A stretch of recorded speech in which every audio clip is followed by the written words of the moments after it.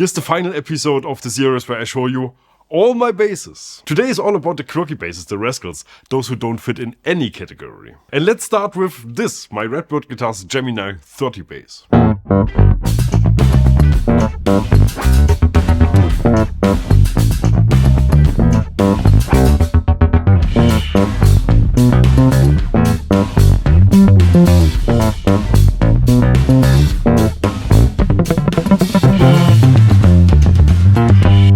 Hi, welcome to Bass the World. My name is Gregor and today I'm accompanied by my buddy Florian Reichelt, who came around a few weeks ago to record all my basses. This is my Gemini short scale bass from Redbird Guitars. I met Jan and Lucy, the couple behind this brand, last year in Prague, and that's also where I've discovered this bass. I fell in love immediately. It feels amazing, it sounds incredible, it's super light, and in the meantime I've become good friends with the two, which makes owning this bass even better.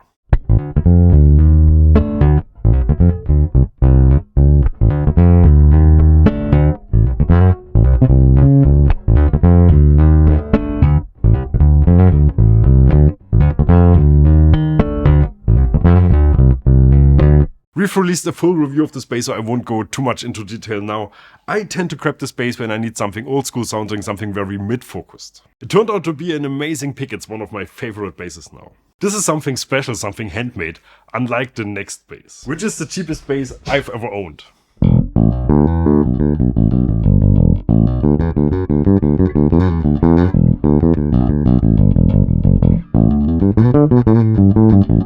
This is my Harley Benton MB4 in matte black. We've reviewed this years ago and I was just blown away by how good it sounds. I can't say I need it. Sometimes it just feels wrong to use an expensive vintage Stingray to demo like a cheap pedal or a cheap amp. In theory, that's where this bass would be used. Only we didn't do that in a long time, so I guess it's time for you to go.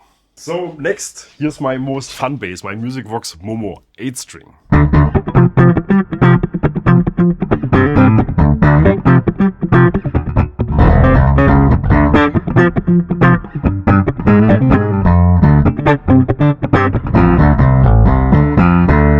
This is a special bass. First of all, it's my buddy Momo's signature bass. Second, it's an 8-string. And third, I mean, this color, it's just incredible. This is one of those 8-string basses that's designed like a 12-string guitar. You always have a bass string and then a guitar string an octave higher next to it. The concept is fun, you just should be aware, wherever you play it, it's pretty much all strings, wherever you touch, almost like a harp.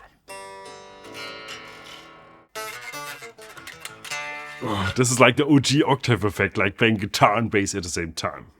But now let's talk about this bass. I found this 2 years ago at CME in Chicago. It's an Edwards bass, it's the Japanese chapter of the biker gang ESP guitars. What intrigued me is the fact that it's all silver, like all silver, and that it has 3 pickups but only 1 volume control. They're all wired together like a big humbucker, and that's exactly what it sounds like.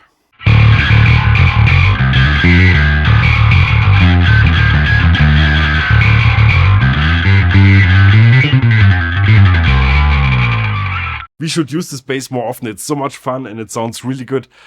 I guess it has fallen victim to the fact that there are simply too many basses in this room. I guess for you it's time to go as well. But my quirkiest bass is and remains this, my Greco Flying V bass.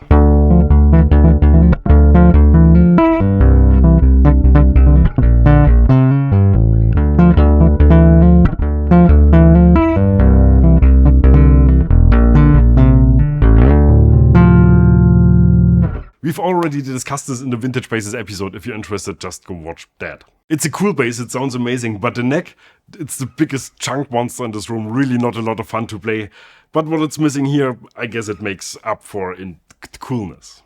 So yeah, I guess these were all the basses, for now at least. There's a new Adamovich that should be here in a few months. There's a fan-fret bass coming from Aviator Guitars and a new Harley Benton.